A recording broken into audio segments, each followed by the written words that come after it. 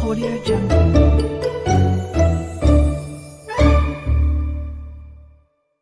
ये माफ कर दो माँ।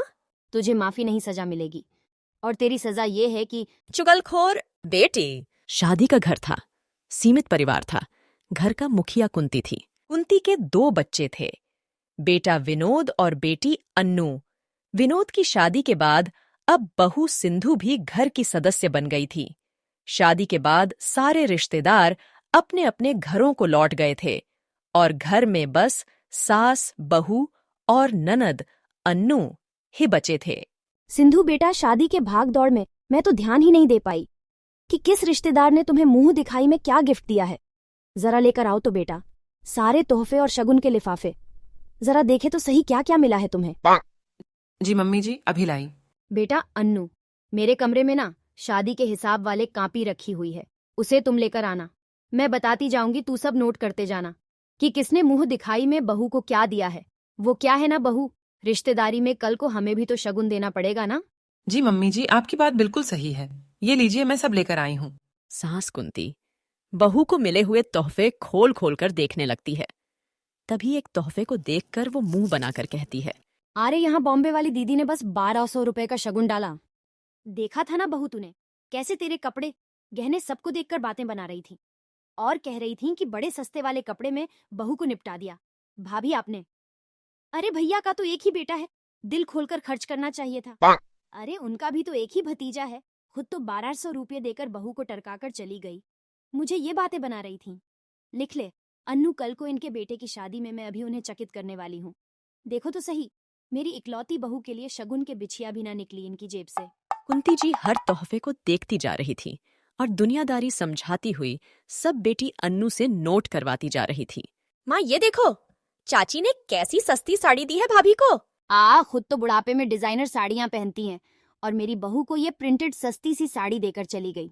अरे रख दे बहू, तुझे पहनने की कोई जरूरत नहीं है, काम वाली को दे दूंगी। शादी के कुछ दिन बाद चाची जी के यहाँ जागरण में जाने का न्योता आया। बेटा सिंधु, तुम्हारी नई नई शादी हुई है ना, तो अपने बढ़िया सी साड़ी निकाल लेना। आज शाम को चाची जी के यहाँ जागरण में चलना है। जी मम्मी जी, मैं तैयार हो जाऊंगी। शाम को सभी लोग तैयार होकर जागरण में पहुंच गए थे। खाना पीना खाने के बाद सभी लोग जागरण में आकर बैठ गए थे। तभी बुआ जी आकर कुंती जी के पास बैठ जाती है। भाभी, मैंने तो मजाक में कहा था कि बहू के लिए आपने अच्छे कपड़े गहने नहीं बनवाया।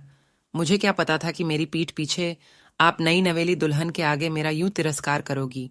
इतना ही नहीं है, आपने तो मेरे दिए हुए शगुन का भी मजाक बनाया।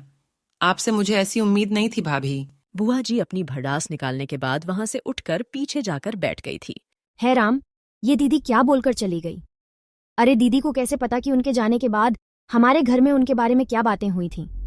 उस समय तो घर में मेरे और बहू के अलावा कोई भी नहीं था, तो क्या बहू दीदी को ये सारी बात बताई होगी? कुंती उधेड़बुन में लगी हुई थी कि तभी उसे सामने से अपनी देवरानी आती हुई दिखाई दी। विमला, कोई काम हो तो बेझिझक बता देना, हम है ना सब संभाल लेंगे। अब काम के समय घर वाले ही तो काम आते हैं ना।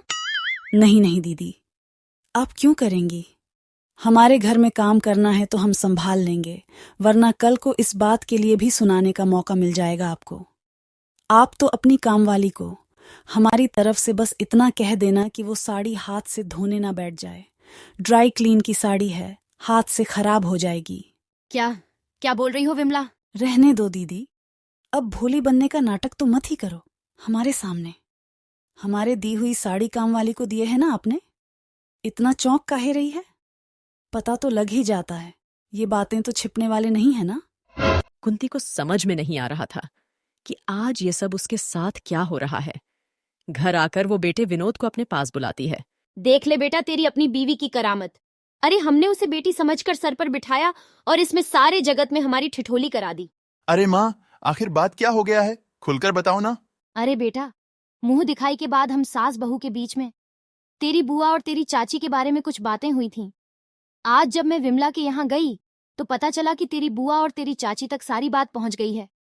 अब तू ही बता, आखिर हमारे घर की बात वहां पहुंची कैसे? आप मुझे गलत समझ रही है मम्मी जी। मैं घर की बातें बाहर जाकर क्यों बताऊंगी भला? मेरी ऐसी चुगली करने की आदत नहीं है। मैंने आज तक कभी इधर की बात उधर नहीं की है। अच्छा, तब तो वो पुराने के लिए की चुड़ैल ने ही उन्हें सारी बात बताई होगी, है ना? मम्मी जी, मैं सच बोल रही हूँ। आप चाहे तो चाची जी से फोन करके पूछ लीजिए, मैंने उनसे कुछ नहीं कहा है। आज मेरे कम बेइज्जती हुई है जो अपनी रही बची इज्जत भी तेरे कहने से खो दूं। भलाई का तो जमाना ही नहीं रहा, और गलती हो गई जो तुझे अपनी बेटी मानकर दिल की बात कर ली। सास की बात सुनकर बेचारी सिंधु रोती हुई वहां से चली जाती है। 2 दिन ही बीते होंगे कि एक बार फिर चाची जी का फोन कुंती के फोन पर आता है। दीदी, पता चला है, उस दिन जागरण से लौटने के बाद आपने बहू को बहुत उल्टा सीधा कहा। अरे माफ करना भाभी, हम नहीं जानते थे कि आप यूं राशन पानी लेकर नई नवेली दुल्हन पर चढ़ जाएंगी। ये पता होता तो हम तो अपमान का कड़वा घूंट पीकर भी चुप ही रह जाती। पर आए घर से आई लड़की को हमारे कारण बातें सुनाकर आपने अच्छा नहीं किया। विमला चाची एक बार फिर से बातें सुनाकर फोन रख चुकी थी, लेकिन अब कुंती के सब्र का बांध टूट गया था। वो गुस्से में सिंधु को आवाज लगाती है। सिंधु बहू, जल्दी यहाँ आओ। कुंती के चीखने की आवाज सुनकर बेटा विनोद भी वहां आ जाता है। क्या हो गया मम्मी? आप इतना गुस्से में क्यों चिल्ला रही हो? अरे बेटा, अपने बीबी को समझा कि घर में होने वाली हर बात की खबर बाहर नहीं दी जाती। अरे आखिर ऐसा क्या मैंने कह दिया था तेरी बीबी से कि इसने सारी बातें फोन करके विमला को पहुंचा दी? क्या बात कर रही हो माँ? सिंधु ऐसा नहीं कर सकती। आपको जरूर कोई गलत फहमी हो रही है। हाँ, अब तो तुझे भी बीवी की बात ही सही लगेंगी। माँ तो गलत ही बोल रही है। खुद तेरी चाची ने मुझे फोन करके अभी अभी सारा सच बताया है। मुझे तो ये समझ में नहीं आ रहा कि चाची जी झूठ क्यों बोल रही है। मेरे पास तो चाची जी का नंबर भी नहीं है, मैं उन्हें कैसे फोन कर सकती हूँ? मैं सच कह रही हूँ, मैंने किसी को कोई फोन नहीं किया। मैंने घर की कोई भी बात किसी को भी नहीं बताई, यहाँ तक कि मेरी माँ को भी कुछ नहीं पता। उन्हें पता चलेगा तो बहुत दुख पहुंचेगा कि ससुराल में उनकी बेटी पर कैसे कैसे इल्जाम लग रहे हैं। अभी एक काम करिए मम्मी जी, आप ना अभी चाची जी को फोन करिए और मेरे सामने ही पूछिए कि क्या मैंने ही सारी बातें इधर की उधर की है। जाने दो ना माँ, भाभी अभी नई नई है, गलती तो सबसे होती है, माफ कर दो इन्हें, धीरे धीरे सब समझ जाएंगी। अन्नू की बात सुनकर कुंती वहां से अपने कमरे में चली जाती है और कुछ समय बाद सिंधु की माँ के पास एक फोन आता है। हेलो, कौन बोल रहा है? नमस्ते आंटी जी, मैं अन्नू बोल रही हूँ। कैसी है आप? हाँ बेटा, मैं तो बिल्कुल ठीक हूँ। तुम सुनाओ, घर में सब कैसे है? बाकी सब तो ठीक है आंटी जी, लेकिन भाभी बेचारी जब से यहाँ आई है रो रो कर दिन बिता रही हैं। मुझे तो सच्ची बड़ा तरस आता है उन पर। हैं? क्या हुआ सिंधु को? कोई बात हुई है क्या? हाँ आंटी, वो ना माँ को शक था कि उन्होंने घर की बातें चाची को बताई है। बस इतनी सी बात पर माँ ने घर में हंगामा खड़ा कर दिया है। बेचारी भाभी यहाँ खून के आंसू रो रही है। अन्नू की बातें उसके कमरे में छिपकर कुंती भी सुन रही थी। अन्नू, ये क्या बोल रही हो तुम? माँ, आप मेरे कमरे में? कुंती अन्नू के हाथ से फोन ले लेती है। माफ करना बहन जी, एक गलत फहमी हो गई थी, लेकिन अब कोई गलत फहमी नहीं है। अब सब कुछ बिल्कुल साफ हो गया है। मैं आपसे बाद में बात करती हूँ। इसके बाद कुंती फोन रख देती है। सिंधु बहू, विनोद बेटा, यहाँ आओ। क्या हुआ मम्मी जी? मैं कह तो चुकी हूँ, मैंने किसी को कुछ नहीं बताया। मैं ऐसा करती हूँ कि मैं ये घर छोड़कर ही चली जाती हूँ, सारी मुसीबत ही खत्म हो जाएगी। बेटा, घर छोड़कर तू नहीं जाएगी। अब इस घर से मैं अन्नू को 9-2-11 करने वाली हूँ। इतने दिनों से घर में आग लगाकर तमाशा देखने वाली कोई और नहीं, मेरी अपनी बेटी अन्नू है। विमला से बात करने के बाद अब मुझे उसके शब्द याद आए। उसने कहा था कि मेरे पास सिंधु का नंबर नहीं है, नहीं तो मैं खुद उसे फोन करके माफी मांग लेती। बस तब उसी पल मेरे दिमाग में खतरे की घंटी बज गई। अगर विमला के पास इसका नंबर नहीं है तो इसका मतलब इसने विमला से चुगली नहीं की। मुझे शक तो उसी समय हो गया था, लेकिन आज तो मैंने अन्नू को बहू की माँ के कान भरते रंगे हाथ पकड़ लिया है। अरे ये मेरी बेटी होकर भी ये इस घर में फूट डाल रही हैं, सास बहू को लड़वा रही है। इतना ही नहीं, इसने तो रिश्तेदारी में भी हमें उठने बैठने लायक नहीं छोड़ा।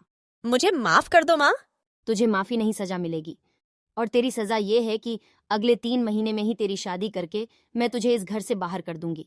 अन्नू माँ से खूब हाथ पैर जोड़ती है, लेकिन कुंती जानती थी कि घर की सुख शांति के लिए ऐसा करना बहुत जरूरी है।